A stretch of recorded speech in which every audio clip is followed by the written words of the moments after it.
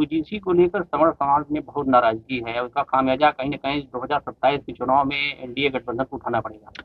देखिए, स्वाभाविक तौर पर है, जब जब किसी के अधिकार का हनन होगा, तो स्वाभाविक तौर पर हो, चाहे सामान्य वर्ग हो, चाहे ओबीसी हो, एससी एसटी हो, कोई भी हो, उस पे जरूर इस प्रकार की स्थितियां उत्पन्न होंगी। लेकिन यह जरूर प्रयास करना चाहिए कि भारत भारत के का जो संविधान है, जब उससे देश चलता है, तो सबके अधिकारों की रक्षा जब भारत का संविधान करता है, तो उसे विसंगति नहीं होनी चाहिए। तो केंद्र सरकार ने जानबूझकर क्या कि सवर्णों, ओबीसी और एससी एसटी में आपस में खाई पैदा करने उस के लिए? कमेटी में जो लगभग 14 से 15 सदस्य थे, उन लोगों को उसे विचार करना चाहिए था। हो सकता है टेस्टिंग रहा हो। अच्छा, आप मान रहे हैं कि टेस्टिंग है ये हो सकता है समाज टेस्टिंग को रहा हो। बांटने के लिए? नहीं, ऐसा नहीं है। भारत में पहले ही बताया, सुहेलदेव भारतीय समाज पार्टी कभी इसके पक्ष में नहीं खड़ी है। जब भी वो बात करती है, मैं इसीलिए पहले ही बताया अपने इस प्रेस कॉन्फ्रेंस में कि सुहेलदेव भारतीय समाज पार्टी ही एकलौती ऐसी पार्टी है जो अपने एजेंडे में 2002 में ही रख दिया था कि सबसे पहले सर्वेक्षण हो, और सर्वेक्षण के बाद आर्थिक आधार पर आरक्षण हो। कोई जरूरी नहीं है कि सामान्य वर्ग में जितने भी लोग हैं सब अमीर ही हैं, सब लोग धनपशु ही हैं, सब आप बहुत सारे गरीब हैं। केंद्र सरकार क्या समाज को बांटने के लिए कोशिश कर रही है? नहीं, सुहेलदेव भारतीय समाज पार्टी कभी भी इसकी पक्षधर नहीं है। सुहेलदेव भारतीय समाज पार्टी ने अपना पक्ष पहले ही रखा था कि यूजीसी बिल में जो विसंगति है उसको दूर करने की आवश्यकता थी। स्टैंड माननीय ओम प्रकाश राजभर जी का यही रहा, आपके न्यूज चैनल पर भी चला कि इसमें विसंगति है, इसको रोकने की आवश्यकता है और सबको समान अधिकार देने की आवश्यकता है। जिस तरह से शंकराचार्य को लेकर डिप्टी सीएम और सीएम में आपस में क्लेश हो गया है, वो बयान दे रहे हैं कि उनको शंकराचार्य नहीं मानते, सीएम कर रहे हैं। डिप्टी सीएम बटुकों का सम्मान कर रहे हैं, डिप्टी सीएम ये भी कर रहे हैं कि जो बटुकों पर हमला हुआ कुंभ के दौरान ये गलत हुआ और उनको पाप लगेगा जो करेगा। तो क्या सरकार ही में आपस में नहीं बन रही क्या डिप्टी सीएम सीएम?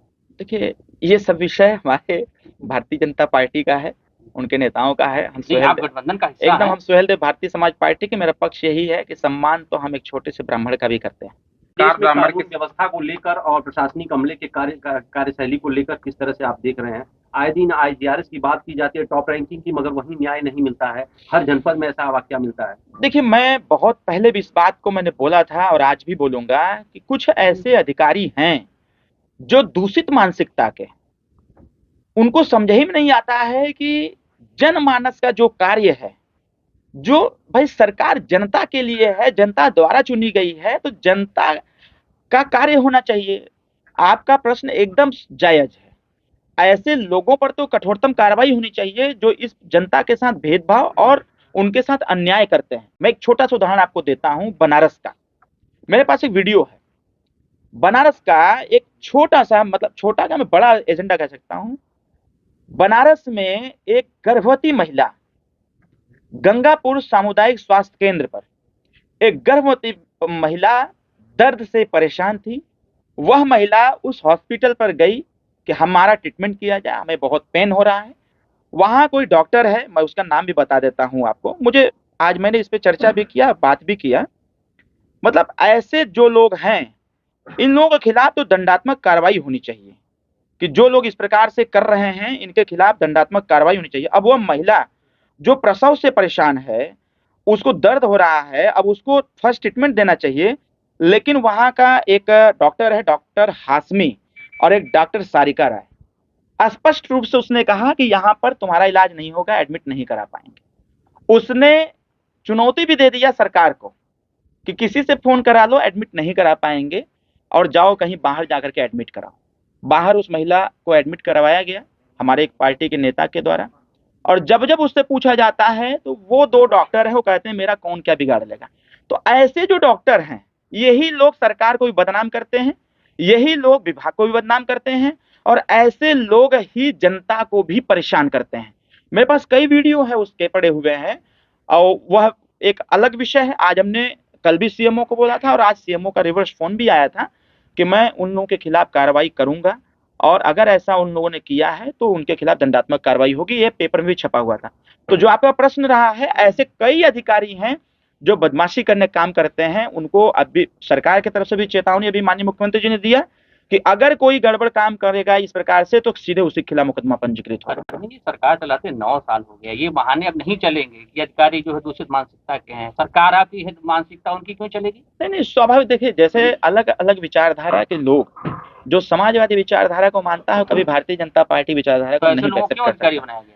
हाँ, अब ऐसे लोगों को, जो जिले के बड़े अधिकारी हैं, ऐसे लोगों का चयन करें, ऐसे लोगों का चिन्हांकन करें और ऐसे लोगों को क्षेत्रों में न भेज करके जिले पर स्थापित करके रखे रहें। आजमगढ़ में भी किसी को मानते हैं सफाई मानसिकता कोई अधिकारी है आपके? नहीं, मैं सफाई मानसिकता नहीं कह रहा हूँ, मैं दूषित मानसिकता कह रहा हूँ। जो जनमानस की समस्याओं को और समस्या नहीं मानते हैं, इसलिए मैं कह रहा हूँ कि मैं कोई सफाई और बसपाई मानसिकता नहीं, दूषित मानसिकता मैं कह रहा हूँ, जिसको जनता के प्रति कोई हितैषी उनके अंदर नहीं है, कोई भी उनके प्रति हमदर्दी नहीं। आने वाले 22 फरवरी 2026 को चक्रवर्ती सम्राट राष्ट्रवीर राजभर महाराजा सुहेलदेव राजभर जी के 1017वीं जयंती के अवसर पर आजमगढ़ के अहिरौला जनता इंटर कॉलेज के मैदान में सामाजिक समरसता महारैली का आगाज किया गया है। और जैसा कि रैली की तैयारियों के संबंध में आपके ही माध्यम से सारी जानकारियां प्राप्त भी हो रही हैं, हमारे सभी कार्यकर्ता हर स्तर पर लगे हुए हैं कि आने वाले 22 फरवरी 2026 को चक्रवर्ती सम्राट राष्ट्रवीर राजभर महाराजा सुहेलदेव राजभर जी के 1017वीं जयंती के अवसर पर आजमगढ़ के अहिरौला जनता इंटर कॉलेज के मैदान में सामाजिक समरसता महारैली का आगाज किया गया है। और जैसा कि रैली की तैयारियों के संबंध में आपके ही माध्यम से सारी जानकारियां प्राप्त भी हो रही हैं, हमारे सभी कार्यकर्ता हर स्तर पर लगे हुए हैं। यह जो सामाजिक समरसता रैली है, आजमगढ़ में ही क्यों रखा गया है, ये एक सबसे बड़ा प्रश्न आ सकता है। आजमगढ़, क्योंकि विपक्ष बार बार इस चीज को इंगित करता रहता है कि आजमगढ़ समाजवादियों का गढ़ है। और आजमगढ़ में देखा जाए तो चुनाव प्रणाली के माध्यम से अगर देखा जाए, उसकी जानकारी के तहत आजमगढ़ की 10 सीट समाजवादी पार्टी के पक्ष में ही है। और शायद ऐसा ही लगता है कि जिस प्रकार से समाजवादी पार्टी यह समझती है कि आजमगढ़ हमारा गढ़ है और आजमगढ़ के विकास को अगर ध्यान रखा जाए, देखा जाए तो ग्रामीण स्तर तक विकास की जो एनडीए सरकार की मुख्य धारा चल रही है विकास की, उसमें आजमगढ़ जुड़ा नहीं है। हम सबका उद्देश्य है कि जो जाति भावनाएं व्याप्त हैं प्रदेश में, उसको कहीं ना कहीं दूर किया जाए। और सुहेलदेव भारतीय समाज पार्टी का यह प्रयास है कि सर्व समाज के साथ, क्योंकि सर्व समाज की बात इसलिए क्योंकि पार्टी का एजेंडा हमारे था कि सर्वेक्षण के बाद आर्थिक आधार पर आरक्षण की बात जो हम कहा करते थे, एनडीए सरकार ने 10% आरक्षण ईडब्ल्यूएस देने का काम किया। हम लोग सामाजिक न्याय समिति की रिपोर्ट लागू करने की बात करते हैं, जिसमें ओबीसी का जो आरक्षण है उसको डिवाइड करने की बात करते हैं। ओबीसी में पिछड़ा, अति पिछड़ा, सर्वाधिक पिछड़ा, उसी प्रकार से दलितों के आरक्षण में डिवाइडेशन हो, क्योंकि भारत का संविधान इस बात को जरूर कहता है कि हर 10 साल पर सर्वेक्षण हो, उसके बाद आरक्षण सामाजिक, शैक्षणिक, राजनीतिक और आर्थिक दृष्टिकोण से समान रूप से सबको दिया जाए। तो यह रैली, इस बार की जो रैली है ऐतिहासिक रैली होगी। और यह ऐतिहासिक रैली न भूतो न भविष्यो, जो तैयारी है, इतनी बड़ी रैली अब कोई नहीं कर पाएगा। हम लोग पूरी तन्मयता के साथ ग्रामीण स्तर तक जा रहे हैं, समस्त समाज के लोगों से मुलाकात भी हो रही है, उनके बीच में बैठकें, जन चौपाल, सूचनाएं भी जा रही हैं। और हम यह कह सकते हैं कि प्रबुद्ध वर्ग इस हमारे रैली में पहली बार चढ़ बढ़ करके हिस्सा ले रहे हैं, क्योंकि ग्रामीण क्षेत्रों में जाने के बाद जिस प्रकार से माननीय मंत्री श्री ओम प्रकाश राजभर जी की विचारधारा से लोग प्रभावित हैं, मंत्री जी के जो स्टेटमेंट है, स्टेटमेंट का जो स्टैंड होता है, उस स्टैंड से बहुत लोग प्रभावित हैं कि एक ही नेता उत्तर प्रदेश का ऐसा है जो सर्व समाज के हिस्सेदारी, भागीदारी, उनके साथ न्याय कैसे हो, इसके लिए मुखर होकर के आवाज बुलंद करते हैं। तो कहीं ना कहीं सामाजिक समरसता महारैली ऐतिहासिक रैली होने जा रही है। और इस ऐतिहासिक रैली के माध्यम से हम आने वाले 2027 चुनाव को भी हमने अपने नजर में रखा हुआ है कि 27 चुनाव में जो लोग कहते हैं कि आजमगढ़ समाजवादियों का गढ़ है, इस बार उनका हम लोग घमंड तोड़ने का काम करेंगे और 27 के चुनाव में मैक्सिमम सीट एनडीए के पक्ष में दे करके हम लोग अपनी सरकार फिर एक बार बनाएंगे। इसके साथ साथ हमारा प्रयास यह है, इस रैली के माध्यम से जो सामाजिक समरसता महारैली का नाम दिया गया है, अभी पूर्व के 2024 के लोकसभा के चुनाव में जिस प्रकार से विपक्ष बार बार संविधान की दुहाई देता था कि संविधान खतरे में है, आरक्षण खतरे में है, संविधान खत्म हो जाएगा, आरक्षण खत्म हो जाएगा, एक ड्रामा करने का काम किए और जनता की आंखों में धूल झोंक करके कहीं ना कहीं अधिक से अधिक सीट जीतने का लोगों ने काम किया। लेकिन पार्लियामेंट चला, सदन के अंदर एक बार भी संविधान की चर्चा नहीं की गई, बल्कि संविधान की प्रति को लेकर के नौटंकी करने का विपक्ष के लोगों ने काम किया था। अगर वाकई में देश के संविधान के प्रति अगर इतनी हमदर्दी है, तो मैं यह जरूर कहना चाहूंगा आज के प्रेस कॉन्फ्रेंस के माध्यम से कि हमारी जो सामाजिक समरसता रैली है, विपक्ष को हमारी रैली को सुनना चाहिए। हमारे नेता माननीय श्री ओम प्रकाश राजभर जी की विचारधारा को सुनना चाहिए, जो माननीय नेताजी कह रहे हैं कि संविधान अगर खतरे में है और संविधान से ही देश चलता है, संविधान से सारी व्यवस्थाएं प्राप्त होती हैं, तो क्यों ना उत्तर प्रदेश या देश की शैक्षणिक व्यवस्था में भारतीय संविधान का संपूर्ण अध्ययन पढ़ना अनिवार्य कर दिया जाए।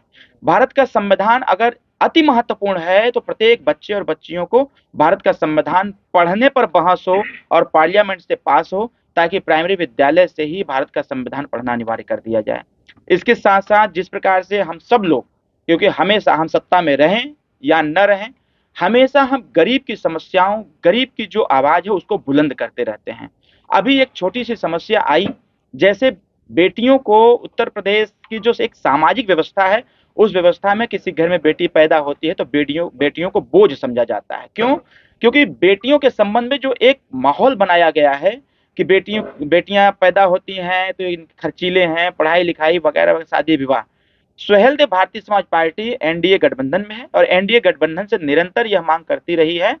सरकार में हम लोग हैं, हर बार इस बात को हम लोग उठाते रहे हैं कि लड़कियों की पढ़ाई उत्तर प्रदेश में निःशुल्क कराई जाए।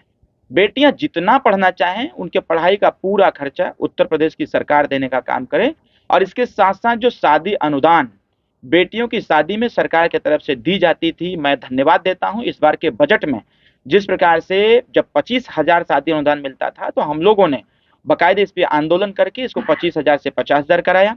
जो भी वृद्धा पेंशन, विकलांग पेंशन, विधवा पेंशन, ये सारे पेंशन जो मिलते थे, पहले 300 मिलते थे, अब वो लगभग 1,000 तक पहुंच गया है। उसी प्रकार से अभी जब बजट पास हुआ तो बजट में बेटियों की शादी के लिए शादी अनुदान 50,000 से 1,00,000 कर दिया गया है।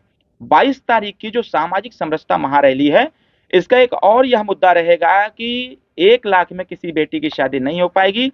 अगर शादी अनुदान देना ही है तो कम से कम 5,00,000 रुपया गरीब बेटी की शादी में दिया जाए, जिससे कि उस बेटी की शादी हो सके और परिवार भी खुशहाल रह सके। इसके साथ साथ एक और व्यवस्था है जो लगातार स्वास्थ्य संबंधी सेवाओं पर कहीं ना कहीं विपक्ष बार बार हमलावर भी रहता है। इसके साथ साथ आम जनमानस में भी सोशल मीडिया के माध्यम से या फिर मीडिया के माध्यम से देखने को मिलता है, जो आयुष्मान कार्ड है, एक सबसे बड़ी विसंगति उसमें आई है।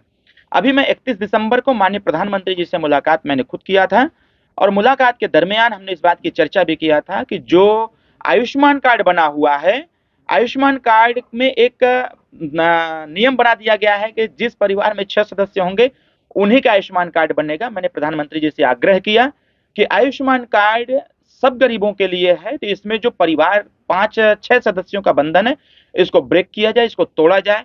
परिवार में चाहे जितने सदस्य हों उनका आयुष्मान कार्ड बने। और इस पे भी माननीय प्रधानमंत्री जी ने सहमति प्रदान किया है कि इस पे जल्द से जल्द निर्णय लिया जाएगा। सामाजिक समरसता जो महारैली है, यह एक विशेष मुद्दा हमारा और भी रहेगा कि जिस प्रकार से किसी माननीय का अगर तबियत खराब हो जाता है तो उनके इलाज के लिए सरकार की तरफ से लगभग 25 लाख रुपए तक की व्यवस्था बनाई है। 5 लाख रुपए से 25 लाख कराया जाए ताकि कोई मेजर बीमारी हो तो गरीब आसानी से अपना इलाज करा सके।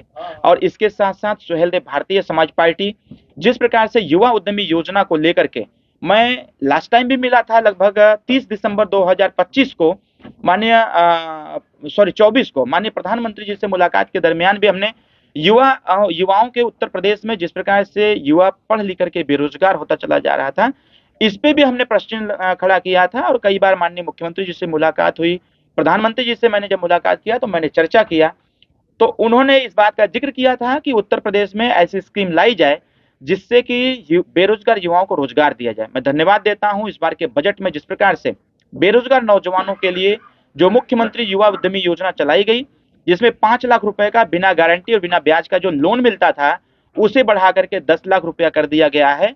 यह जो प्रयास सुहेलदेव भारतीय समाज पार्टी का रहा है, यह इस प्रयास से जनमानस में एक सकारात्मक संदेश गया है।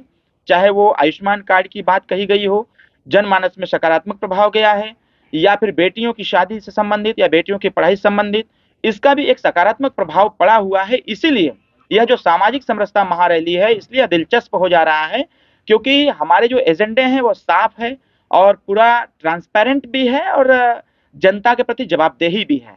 तो कहीं न कहीं इन मुद्दों को लेकर के सर्व समाज के लोग सुहेलदेव भारतीय समाज पार्टी के इस सामाजिक समरसता महारैली में लाखों की संख्या में लोग एकत्रित हो रहे हैं। यह रैली ऐतिहासिक रैली होगी। यह रैली आने वाले 2027 के चुनाव का आगाज भी कर रही है। कौन कौन रहेगा रैली में उपस्थित, कौन कौन रहेगा? देखिए, सुहेलदेव भारतीय समाज पार्टी तो पहले तो यह अपनी रैली व्यक्तिगत रैली कर रही है। यह एनडीए की रैली नहीं है, यह सुहेलदेव भारतीय समाज पार्टी की रैली है। हमने आमंत्रित किया है कि भारतीय जनता पार्टी की तरफ से हमारे 2, 4, 5 नेता आवें जो इस रैली के साक्ष्य के तौर पे रहें और देखें। तो अभी तक जो मैसेज कन्वे हुआ है, माननीय परिवहन मंत्री दयाशंकर सिंह जी का आने का एक संकेत प्राप्त हुआ है। अभी जो प्रोटोकॉल जब तक आ न जाए, क्योंकि तमाम कार्यक्रम भारतीय जनता पार्टी के चल भी रहे हैं, लगातार तमाम नेताओं की ड्यूटी भी लगाई गई है। हालांकि इस कार्यक्रम में माननीय मुख्यमंत्री जी का आगमन होना था, बट भारत सरकार की तरफ से जो निर्देश जारी हुआ, माननीय मुख्यमंत्री जी को सिंगापुर और जापान जाना पड़ गया, जिसके वजह से माननीय मुख्यमंत्री जी नहीं आ रहे। लेकिन मुख्यमंत्री जी के निर्देश पर, जैसा कि परसों नरसों बातचीत हुई, तो मुख्यमंत्री जी ने कहा कि हम आपके कार्यक्रम में अपने सरकार से किसी न किसी प्रतिनिधि को भेजेंगे। तो अभी अभी सूचना प्राप्त हुई है लगभग 2 घंटा पहले कि माननीय दयाशंकर सिंह जी का आने का हो गया है, कि दयाशंकर सिंह जी अभी आ रहे हैं। इसके साथ साथ हमारे राजा साहब हैं, राज्यसभा सांसद हैं अनंत राय जी, वो आ रहे हैं इस कार्यक्रम में। कूच बिहार के राजा साहब हैं, वो आ रहे हैं इस कार्यक्रम में। इसके साथ साथ सबसे बड़ी बात एक और है कि हमारे इस सामाजिक समरसता महारैली के मंच पर शिवसेना के भी प्रदेश अध्यक्ष आ रहे हैं। माननीय उनके जो राष्ट्रीय अध्यक्ष हैं शिंदे साहब, उनसे हमारी खुद वार्तालाप हुई थी। उन्होंने अभिषेक वर्मा जी को लगाया था, जो उनके संयोजक हैं। अभिषेक वर्मा जी के द्वारा यह सूचना दी गई कि शिवसेना से उनके प्रदेश अध्यक्ष यूपी और दिल्ली के 2 प्रदेश अध्यक्ष हमारे इस कार्यक्रम में शिवसेना के आ रहे हैं। इसके साथ साथ स्थानीय लीडरशिप, जो प्रभावशाली लीडरशिप है भारतीय जनता पार्टी की, वो लोग भी मंच पर देखने को मिले। अच्छा, उसी दिन अनिल राजभर जी ने भी एक कार्यक्रम रख दिया है फूलपुर क्षेत्र में, तो क्या टकराव नहीं होगा उसमें? आपका प्रश्न देखिए बहुत सही है। देखिए, लोकतंत्र है और लोकतंत्र में सबको कार्यक्रम करने का अधिकार है। अगर कोई लीडरशिप है, नेता है, या फिर सामाजिक राजनीति में इंटरफेयर कर रहा है, तो कार्यक्रम होने चाहिए। हाँ, स्वाभाविक तौर पर है, एक डेट में 2-2 कार्यक्रम हो गए हैं, तो इससे कोई विचलित करने वाली बात नहीं है। चुनाव के दरमियान एक ही डेट में कई कार्यक्रम कई नेताओं के लग जाते हैं, तो इससे कोई बड़ी बात तो लोडर और लीडर की लड़ाई है क्या ये? ऐसा भी नहीं है। वो तो जनता तय करती है कि लोडर कौन होता है, लीडर कौन होता है। और जनमानस में जिस प्रकार से माननीय मंत्री श्री ओम प्रकाश राजभर जी की लोकप्रियता है, जनमानस के साथ साथ चाहे वो कोई पॉलिटिकल पार्टी हो, यह पार्टी अब तो इतना लोहा मान ही गई है कि ओम प्रकाश राजभर क्रांतिकारी नेता हैं और साफ सुथरे नेता है, जो बोलते हैं डंके की चोट पर बोलते हैं। अच्छा, यूजीसी पर क्या स्टैंड है आपकी पार्टी का? सुहेलदेव भारतीय समाज पार्टी का यूजीसी पर स्टैंड क्लियर कट है। और बहुत पहले से, जब यह यूजीसी आई थी तो संजोग से यूजीसी बिल लागू हुआ, संजोग से मैं लखनऊ ही था, मीडिया ने हमसे प्रश्न किया, तो मैंने स्पष्ट रूप से कहा यूजीसी भले ही ओबीसी एससी एसटी के लिए पक्ष में है, लेकिन भारत का संविधान इसकी गवाही नहीं देता है, इसके अनुमति भी नहीं देता है कि आप पक्षपात करें, भेदभाव करें। कहीं ना कहीं मैंने उसी ने फर्स्ट डे ही बोल दिया था कि यूजीसी बिल जो आई है उसमें विसंगतियां हैं, सामान्य वर्ग कहीं न कहीं इससे प्रभावित है और सरकार को इस पे फिर से विचार करना चाहिए, क्योंकि भारत का संविधान कहता है समता, स्वतंत्रता, बंधुत्व, न्याय। तो समानता के अधिकार के तहत जो यूजीसी बिल लाया गया है उसमें विसंगति थी, और मैं धन्यवाद देता हूं कि सामान्य वर्ग के लोगों ने प्रोटेस्ट किया, तमाम तरह के आंदोलन हुए, और उसका परिणाम यह निकला कि सुप्रीम कोर्ट ने उस पर स्टे भी लगाया और एक सुनवाई का डेट भी दिया कि जब तक जिस प्रकार का अधिकार एससी एसटी ओबीसी को दिया गया है, उसी प्रकार का अधिकार हमारे सामान्य वर्ग के लोगों को प्राप्त। यूजीसी को लेकर समर समाज में बहुत नाराजगी है, उसका खामियाजा कहीं न कहीं 2027 के चुनाव में एनडीए गठबंधन को उठाना पड़ेगा।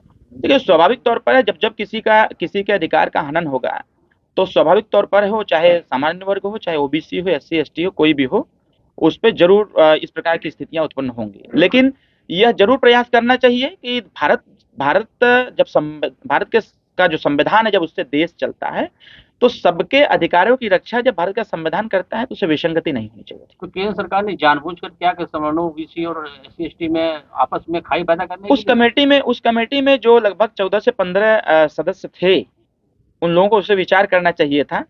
हो सकता है टेस्टिंग रहा हो। अच्छा, आप मान रहे हैं कि टेस्टिंग है ये हो सकता है समाज टेस्टिंग को रहा हो। बांटने के लिए? नहीं, ऐसा नहीं है। भारत में पहले ही बताया, सुहेल देव भारतीय समाज पार्टी कभी इसके पक्ष में नहीं खड़ी है। जब भी वो बात करती है, मैं इसीलिए पहले ही बताया अपने इस प्रेस कॉन्फ्रेंस में कि सुहेल देव भारतीय समाज पार्टी ही एकलौती ऐसी पार्टी है जो अपने एजेंडे में 2002 में ही रख दिया था कि सबसे पहले सर्वेक्षण हो और सर्वेक्षण के बाद आर्थिक आधार पर आरक्षण हो। कोई जरूरी नहीं है कि सामान्य वर्ग में जितने भी लोग हैं सब अमीर ही हैं, सब लोग धनपशु ही हैं, नहीं, उसमें आपने बहुत सारे अपने गरीब एक्शन हैं। लिए थे, केंद्र सरकार क्या समाज को बांटने के लिए कोशिश कर रही थी? नहीं, सुहेल देव भारतीय समाज पार्टी कभी भी इसकी पक्षधर नहीं है। सुहेल देव भारतीय समाज पार्टी ने अपना पक्ष पहले ही रखा था कि यूजीसी बिल में जो विसंगति है उसको दूर करने की आवश्यकता थी। स्टैंड माननीय ओम प्रकाश राजभर जी का यही रहा, आपके न्यूज चैनल पर भी चला कि इसमें विसंगति है, इसको रोकने की आवश्यकता है और सबको समान अधिकार देने की जिस आवश्यकता तरह है। से कल डिप्टी सीएम ने जो है जी, समर्थन में जो लोग प्रोटेस्ट कर रहे हैं उनके लिए क्या कहिएगा?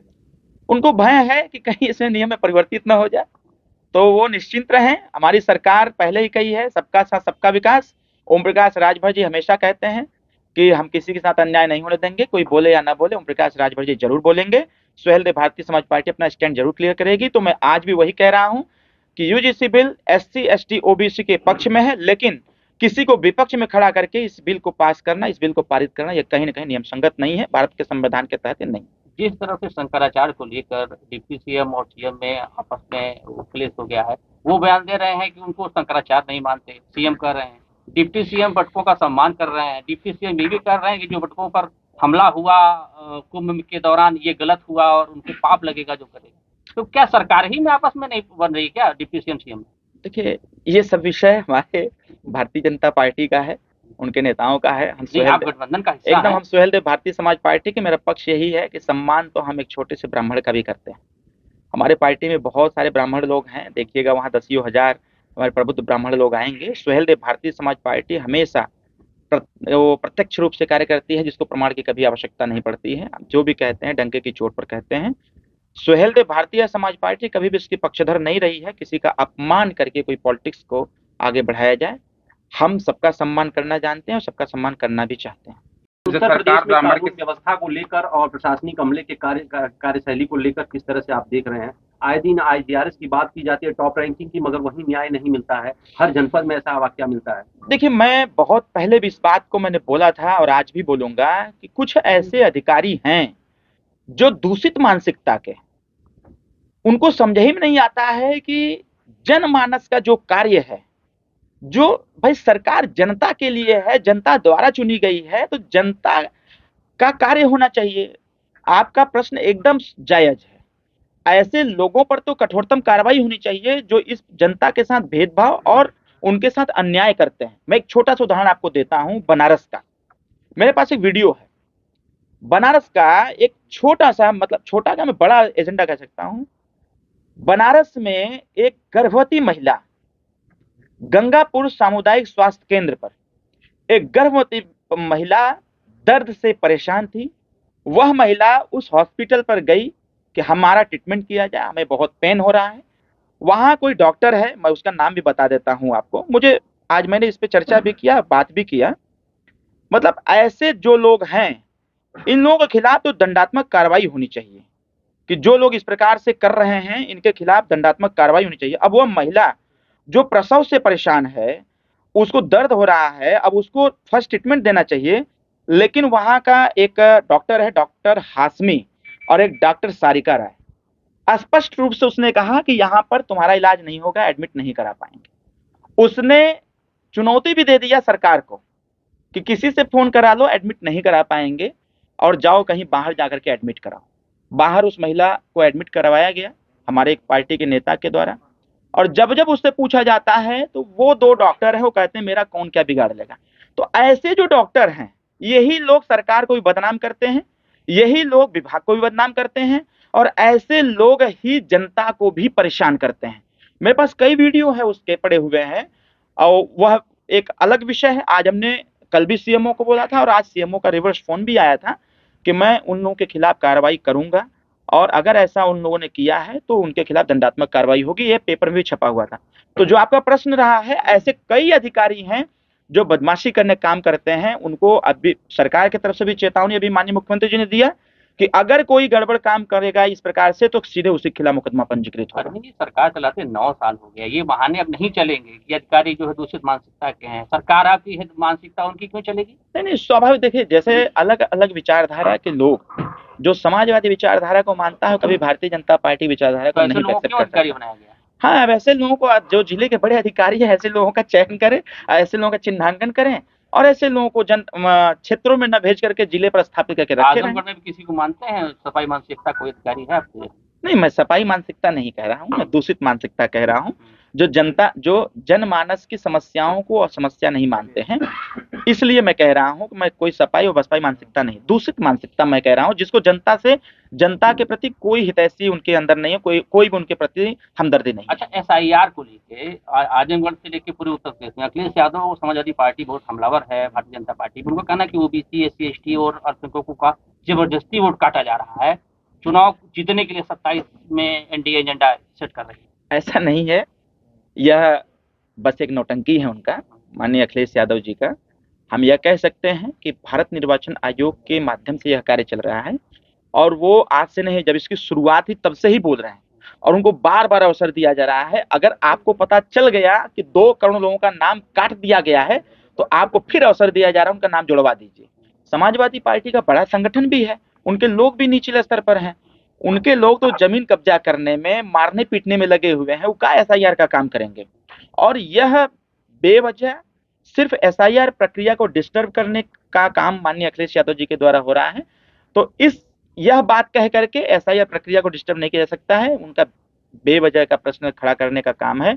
अगर ऐसी स्थिति है तो टाइम पर टाइम तो दिया जा रहा है, जितने नाम कट रहे हैं उसको जुड़वाते रहें, स्क्रूटनी करते रहें। ये उनके लिए ये कोई बड़ा एजेंडा नहीं, उनके लिए बस एक स्टेटमेंट है। तो क्या भाजपा सरकार में भी जमीन कब्जा कर रहे हैं, मारपीट नहीं कर रहे हैं? और क्या, तभी ना जनता परेशान है, सबको भी बोलने का अवसर दीजिए। तभी जनता परेशान है ना। जनता क्यों ऐसे लोगों को अवॉइड कर रही है? क्योंकि छोटी छोटी समस्याएं बड़ी होती चली जा रही। समाज में सरकार, सत्ता और सरकार और इसके बाद विपक्ष दोनों एक दूसरे के पहलू, एक दूसरे के पूरक हैं। कहा गया है कि विपक्ष सत्ता का आईना होता है, आप मूल एजेंडे से भटका करके दूसरे एजेंडे पर हमेशा लेके चले जाते हैं। भाई, आज का एजेंडा विपक्ष में अगर कोई है तो वो जो शिक्षा की गुणवत्ता में बदलाव हो उस पर बात करें, बेरोजगारी पर बात करें, जो महिला अपराध हो रहा है उस पर बात करें। आप सदन की कार्रवाई उठा के देखिए ना, जिस प्रकार से कल संजय निषाद जी के साथ हुआ, क्या वो ठीक था? जो बाहर आम जनमानस में एक चर्चा थी कि समाजवादी लोग गुंडई करते हैं, अब तो सदन के अंदर भी देखने को मिल गया। तो कहीं ना कहीं एक प्रश्न खड़ा करता है। बड़े भाई, अरविंद जी, आपने पीसी की शुरुआत में ही कहा कि यह सुहेलदेव पार्टी की रैली है, तो फिर अगर यह सुहेलदेव पार्टी की रैली है, भाईचारा क्यों जोड़ा जा रहा है? अतरौलिया को जीतने के लिए? नहीं, सबको साथ लेके चलेंगे। सबको साथ लेके चलने के लिए, सिर्फ अतरौलिया मकसद नहीं है। हमारा मकसद इस बार का विधानसभा जो 27 का चुनाव है, आजमगढ़ की 10 सीट पर हमारा लक्ष्य है। और सिर्फ 10 सीट नहीं, हम पूर्वांचल के 28 जिले में संगठन का विस्तार करते हैं और 28 जिले में आज से नहीं 2005 से ही लगातार हम लोग चुनाव लड़ रहे हैं। तो हमारे लोग जो जिनकी हम बात करते हैं, जिनके हम लड़ते हैं, वो पूरे उत्तर प्रदेश में लोग। नाम से देखिए, सामाजिक समरसता महारैली। क्या है कि विपक्ष के लोग बार बार 2 आरोप हमारे ऊपर लगाते हैं, एक तो परिवारवाद का, एक जातिवाद का। अब हम उनको क्या जवाब दें? जो खुद परिवारवाद में इन्वॉल्व हैं वो परिवारवाद का ज्ञान हमको देते हैं, जो खुद जातिवाद करते करते 4 बार की सरकार चलाए वो जातिवाद की टिप्पणी मेरे ऊपर लगाते हैं। तो ऐसे लोग जो आजमगढ़ को अपना गढ़ समझते हैं, ऐसे लोगों को हम लोग मुंहतोड़ जवाब देंगे। और एनडीए गठबंधन में हम लोग हैं, आने वाले 2027 के चुनाव उनको जवाब भी देंगे कि हम परिवारवादी नहीं, हम जातिवादी नहीं, हम लोग असली समाजवादी हैं जो समरसता की बात करते हैं, जो समाज के लिए चलते हैं। आ रही है कि आप एक पार्टी से कोई लड़ेगा, कौन लड़ेगा? आप लड़ेंगे या पहली बात कि हम चुनाव नहीं लड़ेंगे अब। अच्छा, यह बात आजमगढ़ में बड़ी तेजी से फैल रही है। पहली नहीं, मैं ये भी नहीं कह सकता। पहली बात कि डॉक्टर अरविंद राजभर चुनाव नहीं लड़ेंगे, 27 का चुनाव हमको नहीं लड़ना है। हम 2024 में लोकसभा का चुनाव लड़े थे, लोकसभा का ही लड़ेंगे, पहली चीज। दूसरी चीज ये कि अतरौलिया में ही काम नहीं हो रहा है। आज मैं संगठन का काम मैं देखता हूं पूरे प्रदेश का, तो संगठन का काम हम पूरे आजमगढ़ में करा रहे हैं। बशर्ते बस फर्क इतना है कि माननीय मंत्री जी अतरौलिया में टिकते हैं, अतरौलिया में रहते हैं इसलिए। और मैं क्या करता हूं, मैं जाकर के लालगंज में रहता हूं, दीदारगंज में रहता हूं, मैं अपने गांव बनारस रह करके मैं मेहनगर की सीट देखता हूं, लालगंज की सीट देखता हूं, फूलपुर की सीट देखता हूं। आपके जब इधर सदर का काम होता है तो आपके जहां खड़ा हूं, जहां बैठा हूं, मैं यहां रह करके कार्यक्रम चलाता हूं। तो कोई विषय अतरौलिया का नहीं है। मैं 10 सीट पर काम कर रहा हूं और 10 सीट पर आगे आने वाले 27 में चुनाव लड़ेंगे। हाँ, ये जरूर है कि आने वाले गठबंधन में 27 में 2 सीट पर सुहेलदेव भारतीय समाज पार्टी यहाँ चुनाव लड़ेगी। अच्छा, ये समाजवादियों का गढ़ कब से बना? यहाँ तो अलगूरा झारखंड राय की धरती है, तो इसको कब राजनीतिक ये तो अखिलेश यादव जी ही बार बार चिल्ला चिल्ला के कह रहे हैं कि ये समाजवादियों का गढ़ है, यहाँ समाजवादी का झंडा बुलंद होगा और किसी का नहीं चलेगा। हम थोड़ी कह रहे हैं, हम उन्हीं की बतिया कह रहे हैं कि जो कह रहे हैं, जो मैनपुरी इटावा से आकर के अभी इसको अपना गढ़ बता रहे हैं। और अभी तक इनका कोई कार्यालय यहाँ पर नहीं था। जब दही के चापे हैं हम लोग, तब कार्यालय भी खुल गया। बहुत नीचे उम्मीदवारी में चुनाव जीत कर आते हैं। यहाँ यह अति पिछड़े, अति दलितों का यह एक क्षेत्र है। आजमगढ़ जनपद एक राजनीतिक संदेश देता है पूरे देश को। यह पूर्वांचल एक ऐसा इलाका है जो प्रदेश और देश की सरकार तय करती है, लेकिन कुछ लोग आकर के जातिवादी मानसिकता को बढ़ावा देने का काम किए, इसलिए यह वैमनस्यता फैली। और इसी चीज को हम जैसे लोग, सुहेलदेव भारतीय समाज पार्टी के लोग, कंट्रोल करने में लगे हुए हैं, कंट्रोल करेंगे। इसीलिए सामाजिक समरसता रैली 22 तारीख के ऐतिहासिक होने जा रही है। हम आप सब लोगों को भी आमंत्रित करते हैं, आप लोग आइए, इस ऐतिहासिक रैली को आप लोग देखिए, कवर करिए। ये हमारा आमंत्रण भी आप स्वीकार करिए। यह ऐतिहासिक रैली होगी। बनारस के कई गांव के किसानों को भेज दिया गया, वहाँ पे वोट लगा करके ग्रामीणों को बाहर नहीं जाने दिया जा रहा है, किसी से बातचीत नहीं करने दिया जा रहा है, जबरदस्ती उनकी जमीनों का अधिग्रहण करने का काम किया जा रहा है। आपकी सरकार क्या करे किसानों? देखिए, जब जब इस प्रकार की स्थिति उत्पन्न हुई है, तब तब हम लोगों ने मोर्चा संभाला है। और शायद आपको ये जानकारी हम बता दें कि ऐसे ही मामलों को लेकर के डॉक्टर अरविंद राजभर 17 दिन जेल में भी रहे हैं। तमाम मुकदमे मेरे खिलाफ बीएसपी गवर्नमेंट ने लिखने का काम किया था। अभी ताजा मामले पे आपका क्या स्टैंड है? अभी ताजा मामला पर मेरा स्टैंड यही है कि उसके बारे में मैं अभी मेरे पास कोई ऐसा अपडेट नहीं आया है। मैं जो है वो रियल है, सत्य है। मेरे पास अभी ऐसा कोई अपडेट नहीं आया है। आपने जानकारी दिया है, उसको हम तुरंत इसको फॉलो अप करते हैं और पता करते हैं किस एरिया का मामला है और ऐसा क्यों। हाँ, अब ये अगर आप कहें तो पुराना मामला चल रहा है, वो उसमें हमारे भी लोग, बहुत सारे लोग हैं। एयरपोर्ट का विस्तार हो रहा है, उसमें राजभर समाज के भी बहुत सारे जमीन जा रहे हैं। उसमें हमारे पार्टी के राष्ट्रीय उपाध्यक्ष भी हैं डॉक्टर बलिराज राजभर जी, उनका भी सारा जमीन लगभग 10-15 बीघा जा रहा है।